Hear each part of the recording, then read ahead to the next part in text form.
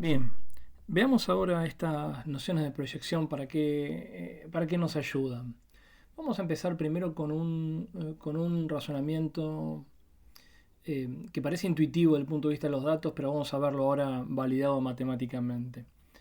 Em, supongamos que estamos trabajando en un problema donde tenemos dos covariables, o sea, esta variable de diseño X está conformada por dos variables.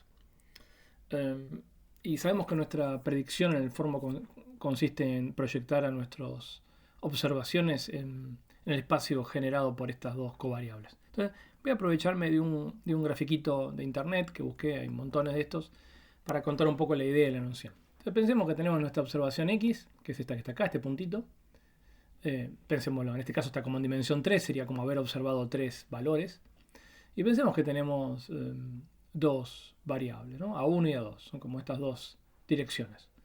Son atributos que de alguna manera representan la información en dos direcciones. Entonces, si yo quiero predecir a esta observación y mi espacio de atributos está conformado por A1 y A2, en el fondo lo que tengo que hacer es proyectar a esta observación en el subespacio generado por A1 y A2 y el resultado sería este valor que está acá. ¿Y cuál sería el residuo, de alguna manera, que generaría esta predicción? Sería la distancia que tenemos entre el observado y el predicho. Ahora, si hacemos por un segundo que eliminamos alguna de estas dos covariables, que reducimos el espacio de atributos, por ejemplo, que sacamos A2, nos quedamos solo con A1. La idea es la misma, sería pronosticar este valor de esta observación. Es proyectar ahora esta observación en un subespacio más chico.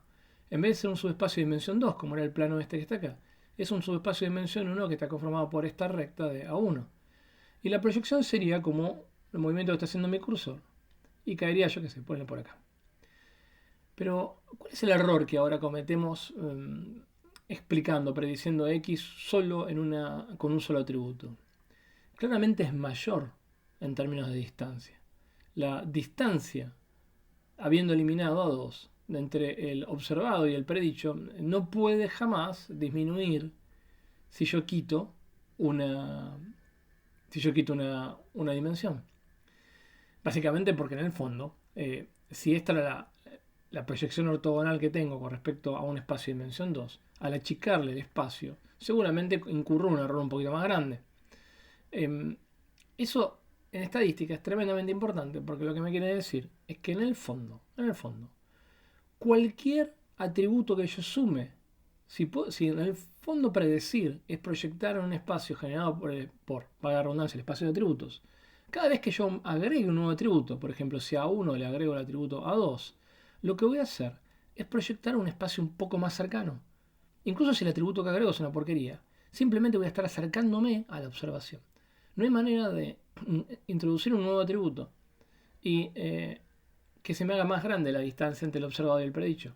O sea, la proyección a un subespacio que va creciendo tiene distancias cada vez más chicas. Entonces,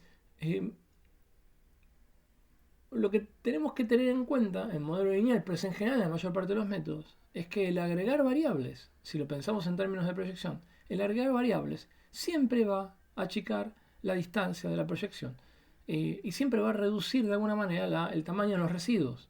Eso es un resultado por un lado, del álgebra matricial, pero aparte que coincide con esta noción bastante básica de que si yo meto variables, le estoy ayudando al método a predecir mejor.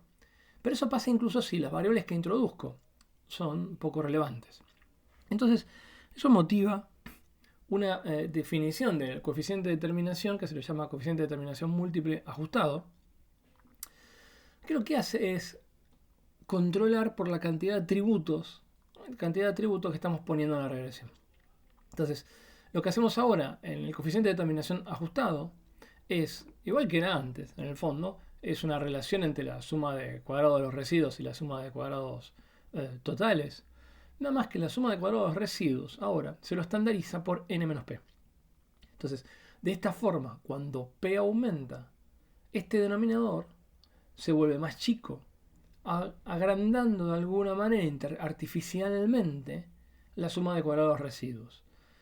¿Para qué? Para contrarrestar la reducción natural que se produce en la suma de cuadrados residuos por el mero hecho, como en el ejemplo que pusimos acá, de agregar atributos, o sea, de agregar el tamaño de la base a la cual estamos proyectando.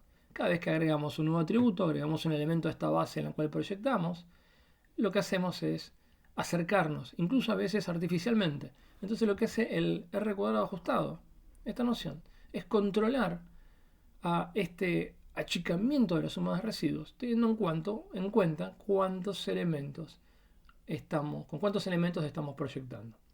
Y a esa noción se le llama R cuadrado ajustado, y cuando tenemos gran cantidad de variables es mejor mirar esto en lugar de mirar el R cuadrado tradicional. Este R cuadrado, por supuesto, tiene la misma interpretación, siempre es la proporción de variable explicada. Y también, como en el caso del modelo lineal simple, tiene esta propiedad que en realidad el R cuadrado se puede pensar como el cuadrado de la correlación entre los valores observados y los valores predichos por el modelo. Pero teniendo siempre en cuenta esta diferencia importante que tiene que ver con el cuadrado. Por ejemplo, un R cuadrado, un coeficiente de correlación de 0,6, que nos parece alto, un modelo que nos dé una correlación entre observados y predichos de 0,6, en realidad, cuando lo elevamos al cuadrado y determinamos la proporción de variable explicada, nos da 0,36, que no es tan alto, y nos está diciendo que apenas un poquitito más que un tercio de la variable estamos explicando. Entonces, sobre todo en valores intermedios, es importante entender la diferencia que hay entre el R cuadrado y la correlación entre el observado y el predicho. Y recordar siempre que es el R cuadrado es el que representa la noción de proporción de variable explicada y no la correlación. En valores medios, sobre todo, podés tener correlaciones relativamente razonables, 0,5, 0,6. Sin embargo, la proporción de variable explicada no ser muy alta.